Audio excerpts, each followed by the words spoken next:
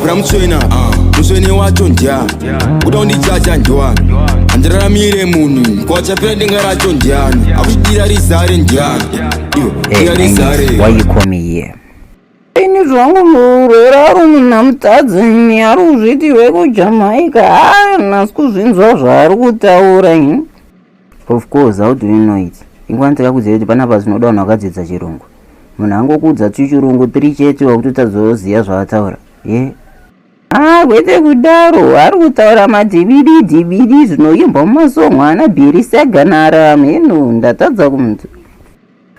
How could you know the problem yemurwere uri murwere? Utadza kungonzwa zvongotaurwa zvidiki zvishoma izvozvo. Alright, mira ndiende nini unoona kuti the treatment yacho it will be so small and ndokasika ndapedza ma-issues ake.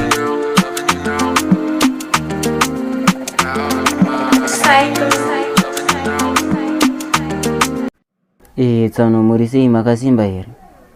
Are doing that good but the pain inside is bad yo.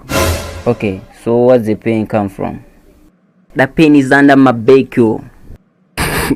Tsano muri fan. You are too comedian. And anyazokunzwa kuti manyatsoriva kuti hamukwanisi kutaurira nerurimi rwamaibhozi chirungu ichi tinenge tikupotsa nambichana.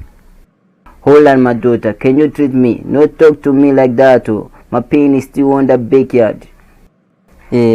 Jamani, asinazonzwa kuti mabackyard acho amunyatsotaura ndapi. Munokutaura kuti pain iri kumusana. Maybe ndokwanisa kunzwa kana muchitaura kumusana.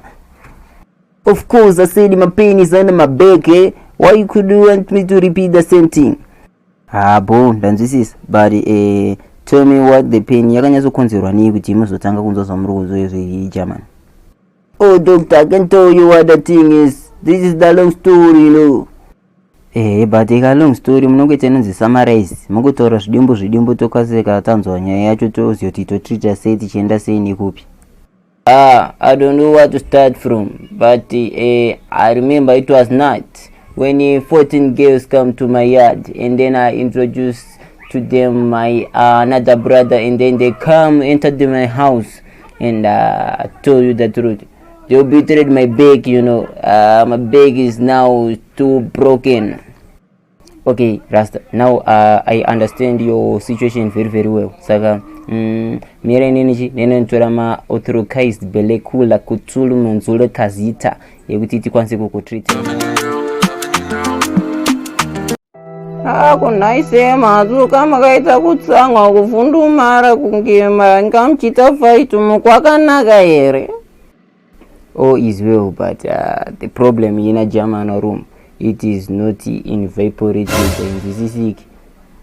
You know, vapor and problemized. Say, how would you know the problem? Fuck, move, will my face, papa.